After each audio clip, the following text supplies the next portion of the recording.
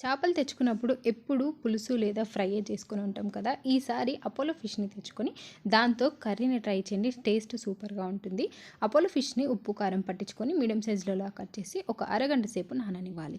Pan తీసుకొని కొంచెం oil వేసి ఆయిల్ హీట్ అయిన తర్వాత సన్నగా కట్ చేసుకున్న ఆనియన్, కట్ చేసుకున్న 2 పచ్చిమిర్చి ముక్కల్ని కూడా వేసేసుకొని బాగా కలుపుకోవాలి. పచ్చివాసన పోయాక కరివేపాకు, చిటికెడు పసుపు, కొద్దిగంత అల్లం వెల్లుల్లి పేస్ట్ కూడా వేసుకొని బాగా మిక్స్ చేయాలి. ఆనియన్ పూర్తిగా ఫ్రై అయ్యాక కట్ చేసుకున్న ఒక టమాటో ముక్కల్ని కూడా వేసేసుకొని బాగా మిక్స్ చేసుకోవాలి.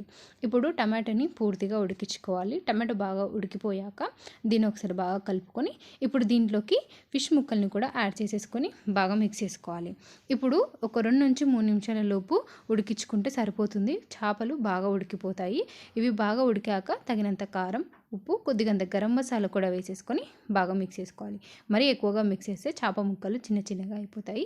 కొద్దిసేపు అయ్యాక లాస్ట్లో కొత్తిమీర వేసేసుకొని కొంచెం సేపు కలిపి కొద్దిసేపు ఉంచి స్టవ్ ఆఫ్ చేసుకోవడమే. అంతే, మన ఫిష్ కర్రీ రెడీ అయిపోయింది. మీరు కూడా ఒకసారి ఇలా ట్రై చేసి చూడండి.